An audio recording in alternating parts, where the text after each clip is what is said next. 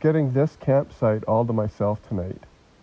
And that was one thing that I wanted, is to have at least one night all by myself in the woods. I love camping, and I've been doing it since I was a child, but I'm also human, and I have fears. One of these fears used to be being alone in the woods. I remember once when I was a kid and my sisters hid on me while we were walking in the woods. We were probably only a few hundred meters from the cabins where we were staying, but I went into a panic. It's normal, and probably something genetic left over from our prehistoric past that tells us it's not safe to be alone in the woods. But today I go camping alone regularly, and I'm generally comfortable doing so. I'm not going to lie and tell you I don't have a strong startle reflex when I hear a twig crack in the forest in the night, or that the wind rustling in the bushes sounds pretty ominous through the thin walls of a tent.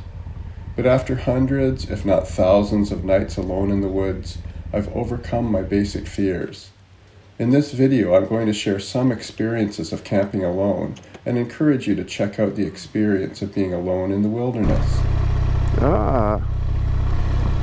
Okay. I think I found a spot.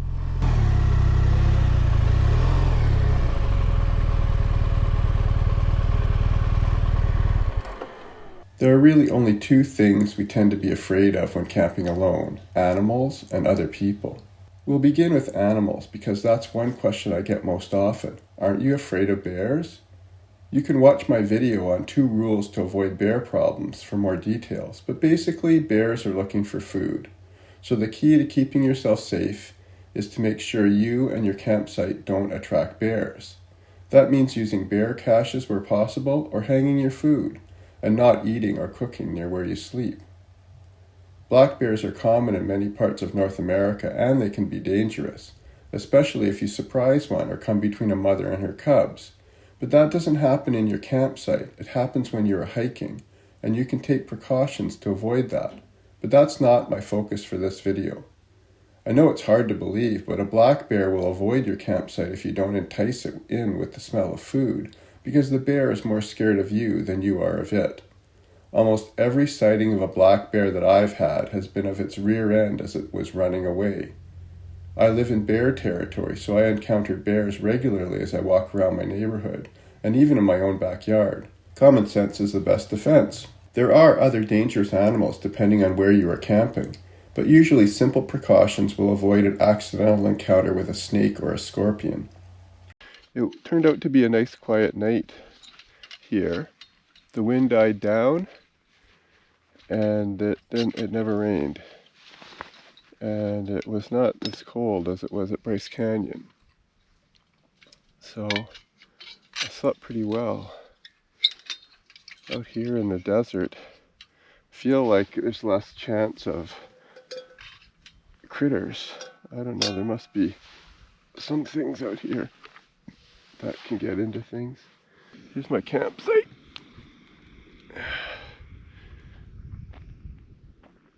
It's just nothing. I tried to put it right behind this. Look, here's the sun coming up. Sunrise in the American desert.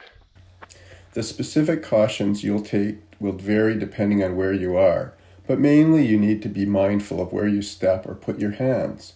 In the desert, keep your shoes or boots inside your tent or shake them out before you put them on in the morning. There are cougars in many parts of British Columbia, including where I live, but in 40 years of camping I've never seen one in the wild. I caught a glimpse of a wolf once, and I consider myself lucky for that. I mean, there's a raw beauty to this place as well. Yes, I carry bear spray when I'm in grizzly territory, but as someone is likely to point out, bear spray is a last resort. It's like a seatbelt. It only works for you when all caution has failed and you're already in trouble. Use caution and your bear spray will pass its expiration date unused, as mine always does. Oh, there is a spider in my boiling water. I'm not a fan of spiders. I don't want one in my morning coffee either. People are another category of animal. I've found people in campgrounds to be the most friendly anywhere. Check out my experience at Antelope Reservoir in this video above. But that doesn't mean that things don't get stolen or that conflict doesn't happen. I like to camp at forestry sites and dispersed sites, which would mean less security if I wanted to leave my things and go on a day trip. If I wanted to do that, I'd pay more and stay at a private campground or a state or provincial or national park campground. I've left a tent with my gear at such places many times without a problem. I guess the other thing that people worry about more than animals is other people being a problem. I've never been harassed by another person, but I also share that fear of I'm pretty vulnerable out here in the middle of nowhere, and if somebody wanted to come here and harass me for some reason, I don't know what I would do.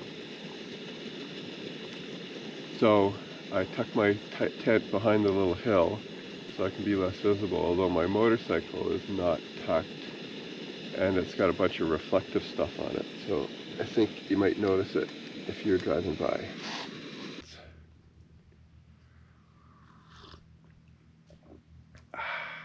Oh yeah, that's good. That's good. I'm going to just move my chair over to the sunshine.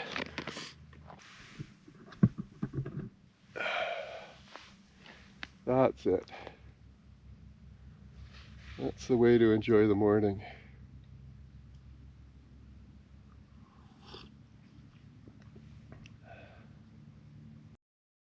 So I'm here and I have my tent set up.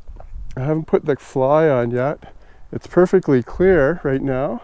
I'm going to look at the weather forecast. If it's forecast to stay clear overnight, I like to sleep without the fly. It's cooler and you have the stars above.